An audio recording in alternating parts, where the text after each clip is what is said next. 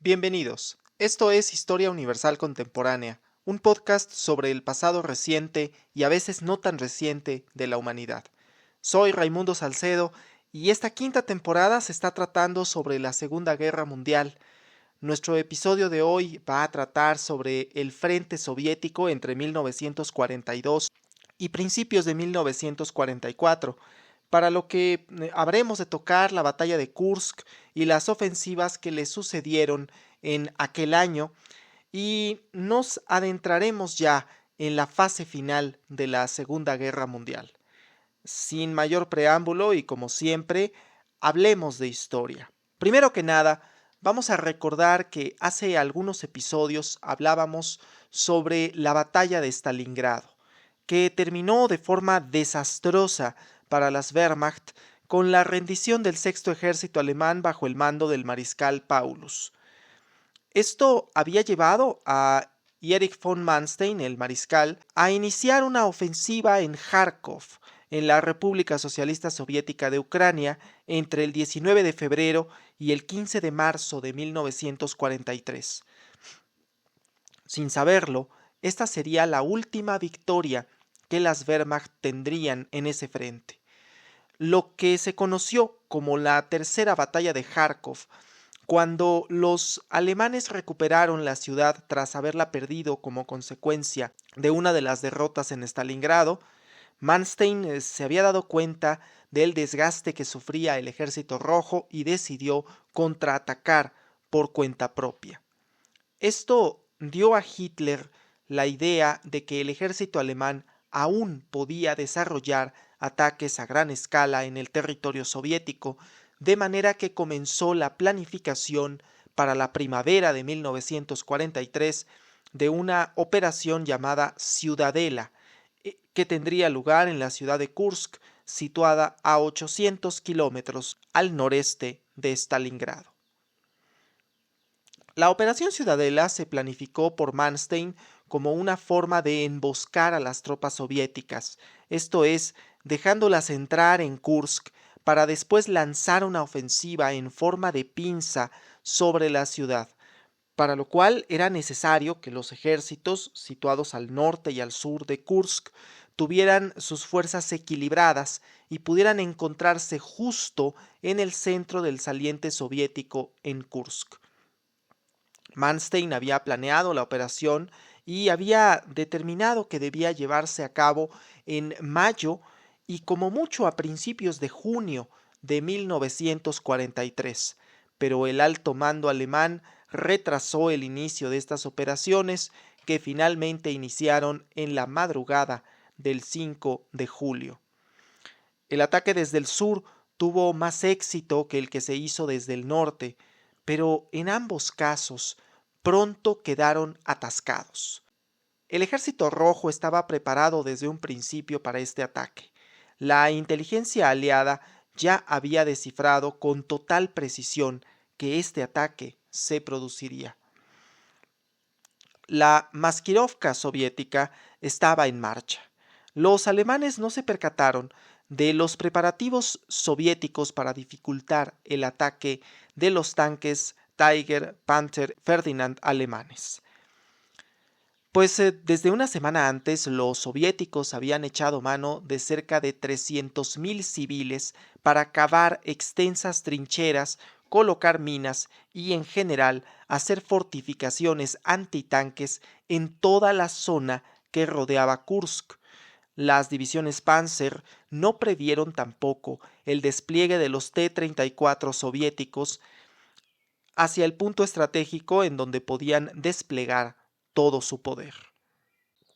Pues bien, las divisiones 40, 46 y 48 Panzer, situadas al norte y comandadas por Walter Model, solo pudieron avanzar unos 10 kilómetros, en tanto que las divisiones del sur, comandadas por el mismísimo Manstein, pudieron avanzar un poco más hasta la localidad de Prokhorovka, en donde se libró lo que muchos dicen fue la mayor batalla de tanques de la historia hasta ese momento. Entre el 10 y el 15 de aquel julio, lo que provocó que el Führer revirara en la operación. Ahora, en los comentarios historiográficos nos referiremos al debate que existe sobre esta batalla porque se ha mencionado en varias ocasiones que no fueron tantos tanques o que no que esta batalla se ha maximizado un poco, pero lo cierto es que las Wehrmacht no pudieron hacerse con Prohorovka y frenaron su avance para posteriormente iniciar la retirada dadas las órdenes que llegaron desde Berlín. Y es que hay que considerar que por aquel entonces había ya comenzado el ataque aliado a Sicilia, lo que hizo que Hitler tomara la decisión de enviar tropas hacia Italia. Manstein estaba en contra de esta decisión e incluso intentó mantener la Operación Ciudadela por más tiempo y evitar que algunas de sus tropas fueran reasignadas a Sicilia.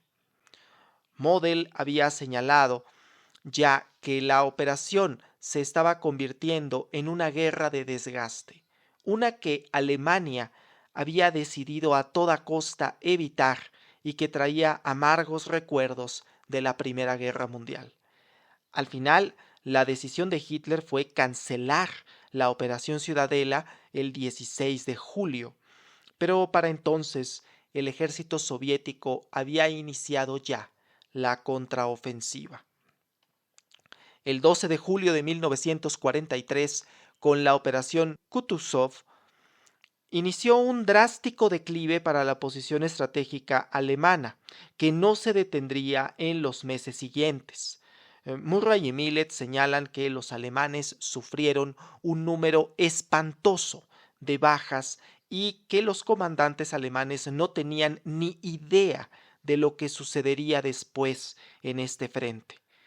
Definitivamente el Tercer Reich había perdido ya la iniciativa en el frente oriental y la hora de ajustar cuentas estaba cada vez más cerca. En el verano de 1943, los efectivos soviéticos superaban en 2-1 a los alemanes y los tanques eran 3 veces más que los que tenía el Tercer Reich. A pesar de la situación, Manstein pensaba que, a falta de refuerzos, replegar sus tropas al río Dnieper sería la opción más viable para mantener allí la línea del frente. Hitler se negó en redondo.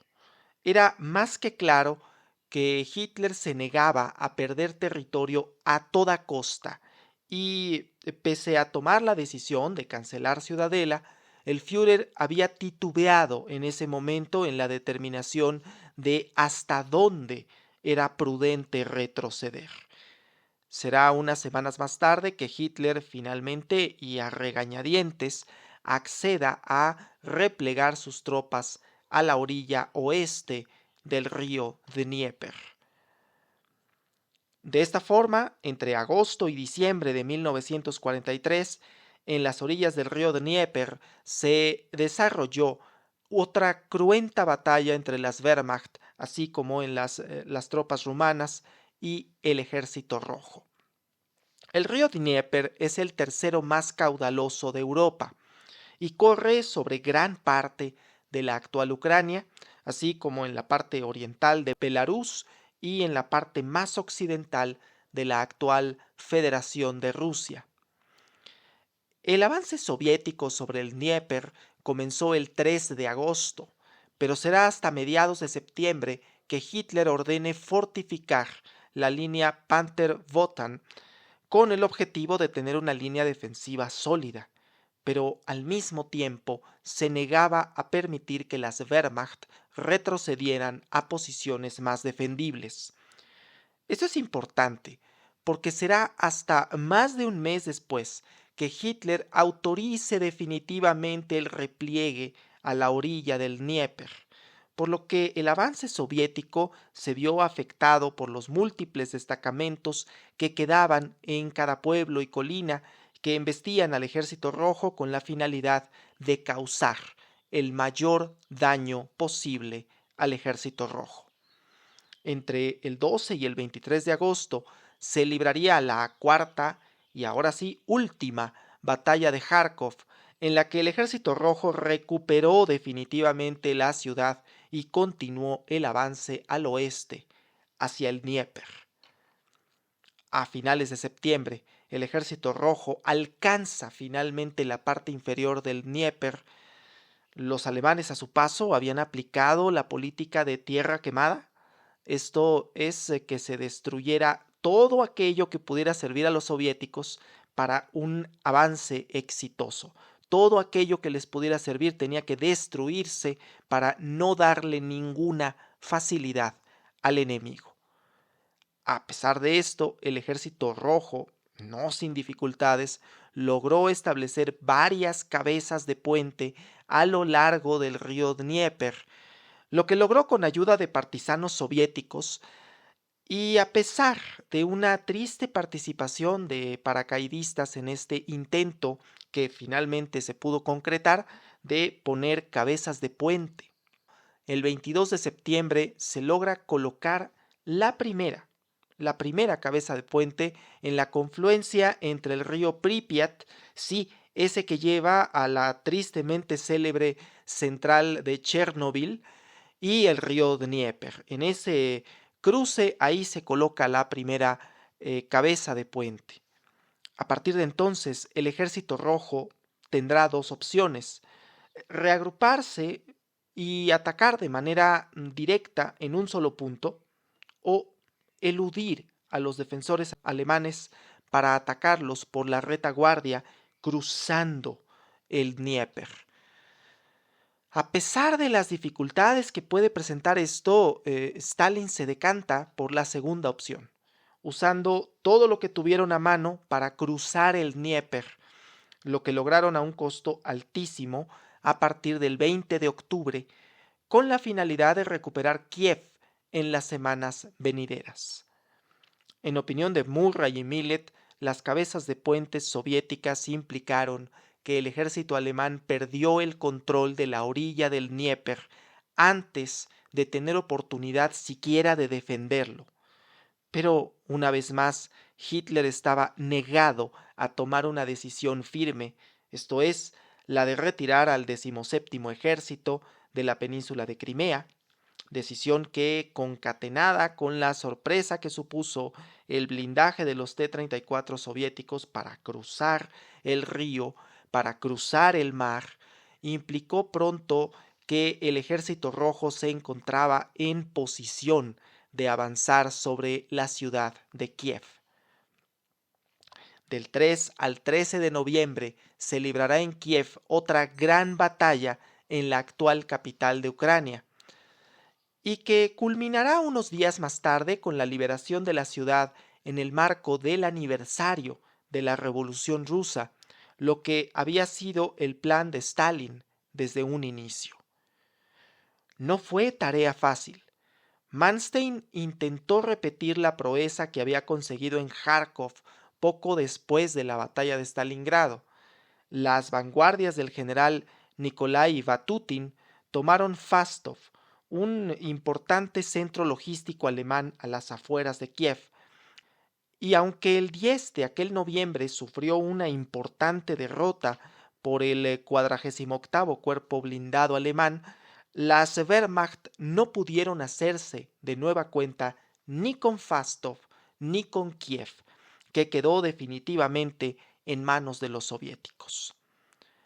Llegó entonces el invierno, el general invierno, y con él no se detuvo el flagelo que el Ejército Rojo estaba infringiendo a quienes habían osado invadir la Unión Soviética apenas unos 2 años antes. La contienda había cruzado el Dnieper y ahora la siguiente línea natural del frente sería una cordillera sumamente extensa en el este de Europa que atraviesa actualmente 8 países de aquel continente y que está cargada de leyenda. Me refiero, claro está, a los Cárpatos. La ofensiva del Dnieper-Cárpatos se libró entre el 24 de diciembre de 1943 y el 17 de abril de 1944, ya en el lado occidental de Ucrania y en el punto en que ésta colinda con Moldavia. Para este punto, las fuerzas soviéticas superan en proporción de 3-1 a su enemigo. Murray y Millet señalan que esta no fue la mayor ventaja de los soviéticos, sino la maskirovka. Esto es el engaño que le estaban propinando a Manstein y a sus apaleadas tropas, porque no tenían idea de cuál sería el siguiente movimiento del Ejército Rojo, que enviaba señuelos de batalla en un lado para después iniciar la ofensiva por otro. Los altos mandos alemanes habían intentado convencer a Hitler de retirarse a posiciones más seguras, pero como ya es una constante, Hitler se negó a tomar la decisión pronto. El Ejército Rojo penetra nuevamente en las líneas alemanas a través de dos grupos de ataques, uno en diciembre y enero y el otro entre marzo y abril, con lo que consiguieron dividir al grupo de ejércitos alemanes que ahora comenzarán a defender el territorio propiamente del Reich, al quedarse justo en la frontera occidental de la entonces Unión Soviética. Mención aparte merece la operación de Crimea, que había estado en manos de los alemanes durante todo este tiempo y que había sido escenario un par de años antes de uno de los sitios más cruentos de la guerra, el sitio de Sebastopol, que entre octubre de 1942 y junio de 1943 había cercado a las tropas soviéticas y las había obligado a retirarse de la península de Crimea. Pues bien, el escenario se repetiría en esta ocasión, pero con el ejército rojo sitiando Sebastopol y las Wehrmacht tratando de resistir en la punta sur de Crimea y finalmente retirándose de ahí el 12 de aquel abril. Por otro lado, el sitio de Leningrado finalmente fue roto el 27 de enero de 1944 y con ello comenzó la campaña de Leningrado-Novgorod, que se prolongará por un mes, en la que se derrotó de manera contundente al 18º y al 16º ejército alemán. Y es que, en una operación cuidadosamente preparada desde el 14 de enero, las tropas de Kirillov Merezhkov, Leonid Gorovov y Markian Popov iniciaron una ofensiva que terminaría el sitio que las Wehrmacht habían impuesto a Leningrado más de 2 años antes. El 20 de aquel enero liberaron Novgorod.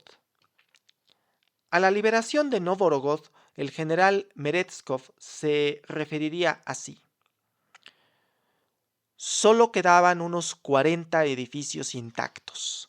Los famosos monumentos antiguos, el orgullo y la gloria de la antigua arquitectura rusa habían sido volados, con la intención de entregar la región a los colonos de Prusia Oriental. El mando nazi había tomado medidas para borrar las huellas de su pasado ruso. Los ciudadanos de Leningrado celebraron la liberación retirando de la calle los letreros que habían proliferado por la ciudad, letreros que ponían: ciudadanos, durante los bombardeos este lado de la calle es el más peligroso. Estos avisos eran un constante recordatorio de la situación que vivía la ciudad de Lenin durante aquellos 2 duros y difíciles años. Hoy en día, algunos de estos letreros han sido reintegrados a San Petersburgo como parte del recuerdo de todo lo que los ciudadanos de Leningrado vivieron en aquel estado de sitio. Entramos al rubro de los comentarios históricos e historiográficos. Como podemos ver, esta fase de la guerra ha comenzado ya a generar graves e irreparables derrotas para el ejército alemán. Una constante en todo esto, y quizás parezco disco rayado diciéndolo, pero es la incapacidad de Hitler de tomar decisiones severas pero seguras, pues por lo contrario tenía la idea de que podía ganar en este frente sin ceder mucho territorio para reorganizar la ofensiva. A pesar de los constantes momentos en los que subalternos, léase principalmente Manstein, le sugerían replegarse para poder recobrar la iniciativa, el Führer parece empecinado en no hacerlo. Murray y Millet hacen énfasis en que Stalin permitió que sus subordinados tomaran decisiones importantes y sugirieran el plan de ataque, cosa que no ocurrió del todo en el Tercer Reich. Y es que el Ejército Rojo se dio cuenta de que la clave era evitar a toda costa que las Wehrmacht utilizaran la famosa guerra relámpago o Blitzkrieg, obligándola a entrar en una guerra de desgaste. Los alemanes sabían también, como los soviéticos, que la guerra de desgaste generaría muchísimas pérdidas humanas, pero también que había sido esta, en última instancia, la que había provocado la derrota de Alemania en la Primera Guerra Mundial. Por otro lado, existe un debate historiográfico sobre las implicaciones de la batalla de Prokhorovka, porque la versión oficial soviética da cuenta de una amplia destrucción de tanques en esta batalla, pero investigaciones de archivo efectuadas por historiadores británicos y norteamericanos han contradicho estas versiones, sobre todo por la cantidad de tanques que se dice que participaron y por los que realmente resultaron dañados o inutilizados por parte del Ejército Rojo. Y es que el archivo fotográfico muestra una cantidad importante de tanques T-34 alemanes destruidos contra un número relativamente menor de tanques destruidos alemanes al final de esta batalla. Este debate, sin embargo, es inacabado porque los archivos soviéticos desclasificados no han sido tratados en su totalidad. Hay que recordar que se han desclasificado muy recientemente, algunos incluso durante la actual administración que existe en Rusia, y no existen muchas obras historiográficas, y sobre todo en idiomas como el inglés, el francés o el español, en los que se trate este tema. Por otra parte, Murray y Millet señalan que muchas de las problemáticas alemanas se debieron a un exceso de confianza, pero además a la idea de superioridad que tenían en su, podemos llamarla así, doctrina, que les hacía inconcebible que los eslavos tuvieran la capacidad de imponerse tanto en el terreno de la planificación como en el de la operación de la guerra. No hay que olvidar que muchos altos mandos alemanes tenían la idea de que los eslavos eran seres inferiores a ellos en todo sentido. Es posible que a esto se haya debido la trágica derrota del ejército alemán en este frente. Otro aspecto que se debe considerar es que para este punto la Unión Soviética ya estaba recibiendo apoyo de parte de sus aliados a través del programa de préstamo y arriendo del gobierno de los Estados Unidos. Murray y Millet señalan que la Unión Soviética probablemente hubiera sobrevivido sin el programa de préstamo y arriendo, pero seguramente a un costo considerablemente más elevado. Quizá deberíamos recordar ahora que fueron más de 20 millones de víctimas soviéticas en toda la guerra, y que el país que tuvo más pérdidas económicas, materiales y humanas fue precisamente la Unión Soviética. Todo lo que acabamos de comentar se enmarca ya en la fase final de la guerra y prepara en mucho lo que ocurrirá unos meses después en Normandía.